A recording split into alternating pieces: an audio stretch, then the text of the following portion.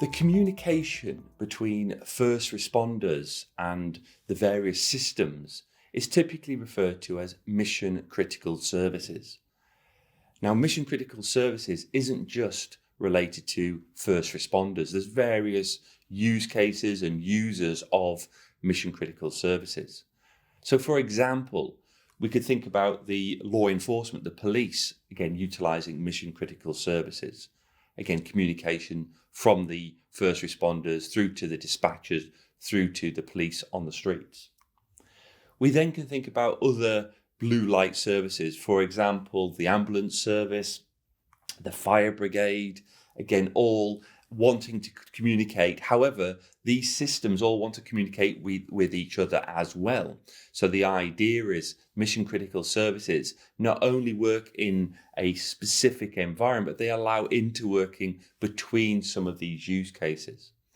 Now, it's not just about blue light services. We start looking at other areas as well. For example, utilizing mission critical services on industrial nuclear plants, for example, for communications. It might be related to the transport industry, going into things like railway, underground systems. The utility companies looking after the electrical grid, for example, could utilize mission critical services. And then finally, it could go out towards security staff looking after, for example, a shopping mall and having that interaction, that communication services. Group calls effectively, as well as individual calls, can take place. So there are many different use cases, and the user base of mission critical services is quite broad. When it comes to the drivers of mission critical services, it's best to look at the legacy systems. And when I say the legacy systems, these are typically referred to as LMR, land mobile radio systems, based on systems like Tetra, the Trans-European Trunk Radio System, or P25, Project 25, for example. Now, these systems have certain, if you like, limitations when compared to the more modern mission critical services based on the likes of 4G and 5G technology. So looking at some of these limitations with respect to the legacy systems, the first one has to be the use of the radio technology. They are very low spectral efficiency systems. A lot of them were designed a long time ago, and therefore there are better and more optimal techniques, as in 4G, 5G systems. By definition, they have limited capabilities, especially when it comes to the delivery of data. They were very much focused on voice, but if you start looking at delivery of database services, so streaming of video, for example, transferring of files, images, again, that's where they typically fall down. Poor economy of scale. So as a system, the idea is when we start looking at the whole ecosystem associated with that technology, again, it's about the players in terms of the vendors, the manufacturers, the systems, the monitoring systems. Obviously, 4G, 5G being a very global-based technology comes with certain economies of scale. They also typically had a high investment cost. Again, a lot of proprietary stuff going on there. The system was dedicated to that technology, which was good, but it can't utilize, for example, an existing LTE infrastructure. So if, for example, you look at the 4G, 5G based mission critical services, you can find that we could utilize existing service providers and put the mission critical services on top of an existing 4G, 5G network. And therefore, the implementation or some of that implementation is negated by the fact that we have an existing 4G, 5G coverage within a certain country. Because it was a proprietary system or a selection of proprietary systems, it came with various maintenance costs. Again, you're not going to say that the 4G, 5G system doesn't have the same amount of maintenance, but if we start thinking about the fact that that system may also be managing other use cases, not just mission critical, the costs are then shared out. So you can see there is some drawbacks associated with these legacy mission critical systems. As such, these become drivers for a mission critical services system based on 4G and 5G. Now, focusing on the benefits of mission critical services, especially when you start looking at using 4G, 5G, we can build on the 4G capabilities, which relate to things like reachability. Already, there are many 4G service providers with a lot of coverage. We can utilize that for our mission critical services, utilizing an existing service provider as the baseline coverage, for example, which gives us good availability. And we have the built-in 4G reliability aspects, the ability to have good quality-based communications, again, with retransmissions, that type of thing. Because it's 4G, it already comes with an element of low latency, real-time communication, video streaming.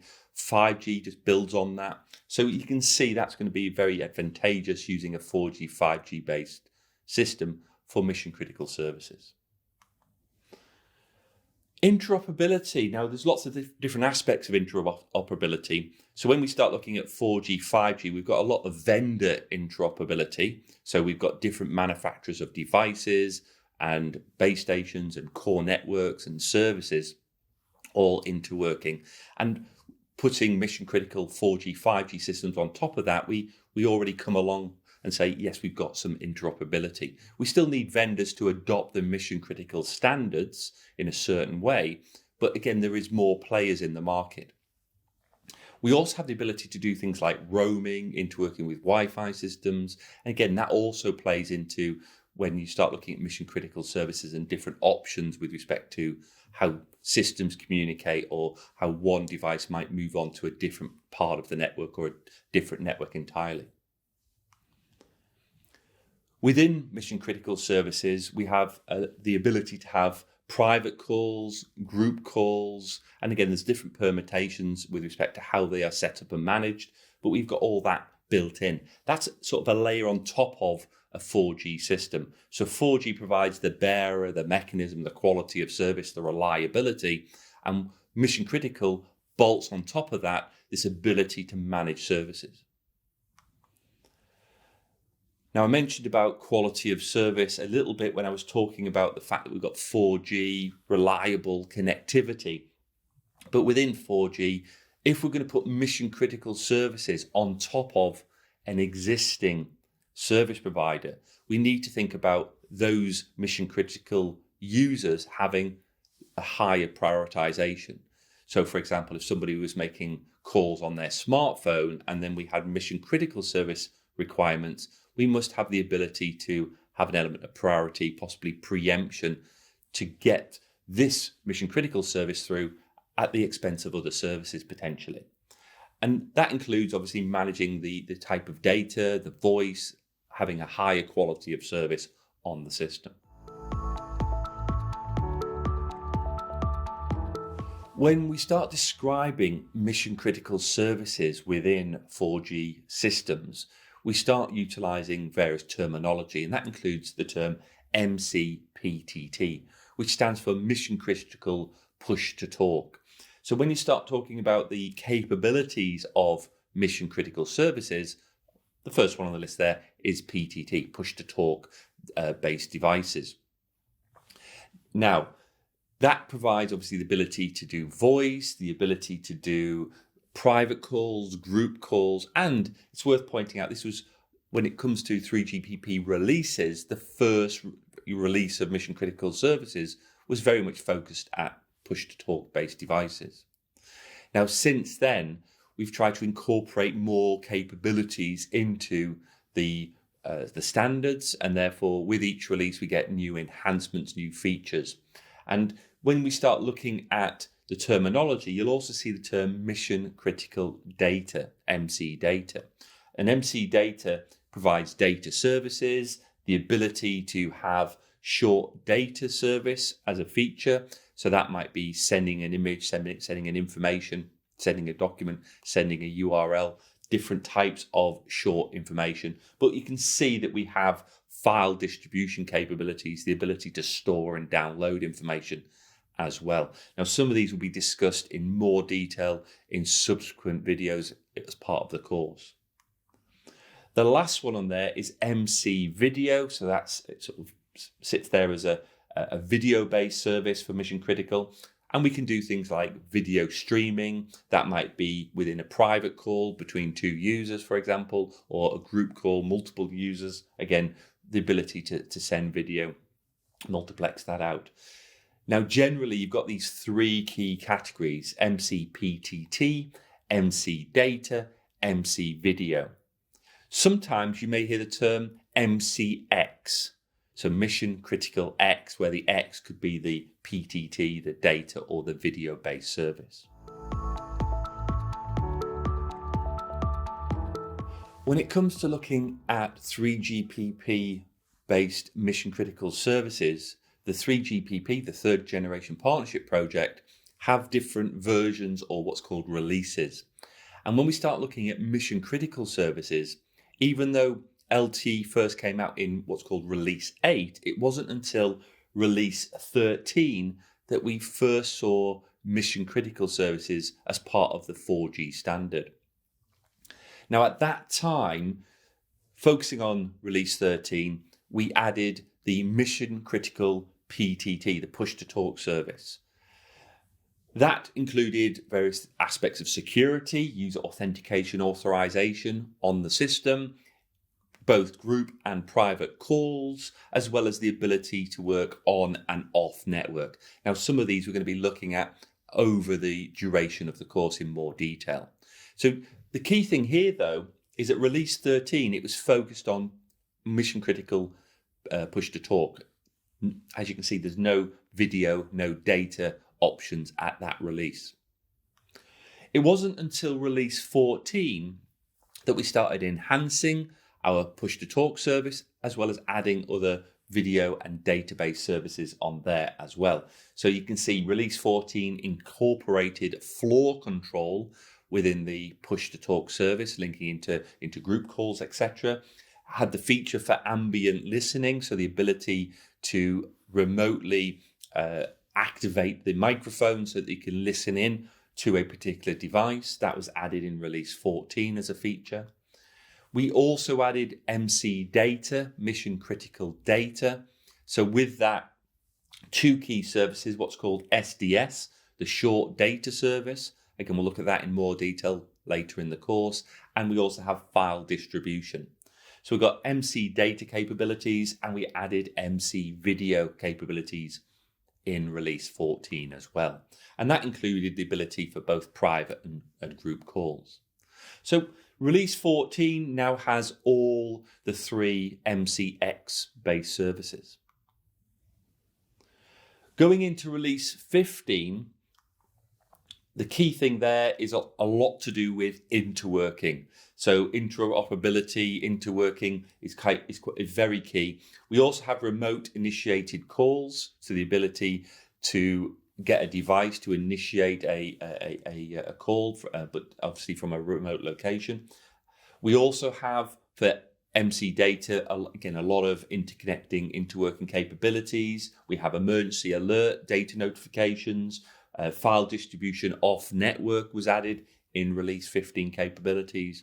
We also enhanced MC video as well, as you can see, interworking again, but also we have the ability to do what's called push and pull video. Again, we'll look at that later on in the course in more detail. So this is Release 15. All of these currently are based on the LTE standard. As we go into Release 16, we enhance the mission critical services. So generally we add new features, so things like discrete listening and logging.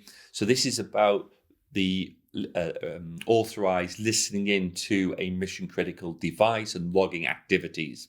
So that would obviously link it into internal investigations and things like that. We also had additional features related to the MBMS, the Multimedia Broadcast Multicast Service, which is like a broadcast multicast mechanism within 4G. And you can see there's additional details with respect to the API that's been added, the application program interface there. When it comes to the MC data service, we had IP connectivity. So it's not just about sending small and larger files, we added the ability to have IP connectivity, so therefore connecting to data networks, the ability to start doing data streaming on our mission critical device. Finally, release 17 on this diagram, lots of enhancements. And I will point out through release 14, 15, 16, I've give you the big ticket items, but there's lots of fine detailed changes as well. But in release 17 there's a lot of enhancements around both the different services with respect to mission critical push to talk, video and data, and also lots to do with just generally the call handling, the configuration, the security. Again, loads of enhancements within release 17, again, with respect to mission critical services. It's also worth pointing out that we also have enhancements specifically to do with MC data when it comes to things like notifications from data services. We also have the ability with the data option, as you can see, to have search folder, retrieve folder contents. So a little bit more about the ability to work with file structures and find information. So that's also been added to the release 17 handset.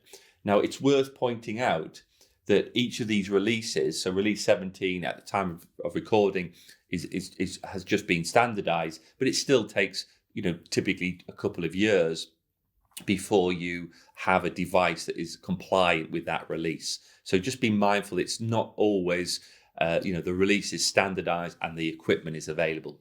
Typically, it's anything from 6 to 12 months and beyond before you get this sort of update within the actual hardware, because it needs to be deployed on the network as well as deployed on new devices. The last thing on the list there is I need to mention 5G. It's not until release 17 that we've now started to incorporate the 5G terminology and the 5G networking as part of mission critical services. So the idea, the ability of being able to do all of the push to talk, the data, the video services over 5G has now been added within the release 17 standards. A key part of mission critical services is interoperability with respect to the different vendors and the different providers of mission critical services. Now, one of the key events that enhance the interoperability relates to an event organised by ETSI, the European Telecommunications Standards Institute, and they refer to that as their Plugtest event. And they do different plug tests for different services, but there is one related to mission critical services. And you can see I've got the ETSI TS, the technical specification there, 103564. And again, typically you'll find ever since the early days of mission critical services, you'll find there's these plug tests taking place, and they provide a good sort of high level as well as detailed visualization of the different sort of use cases. And there are many use cases with respect to mission critical services. So going through all the different scenarios of MC data, MC video, as well as the MC PTT push to talk, but also linking into the configuration and the interoperability aspects associated with mission critical services is performed at this event. And therefore this document is a good indication of some of those procedures. And if you're starting to get into mission critical services, it's a good place to start.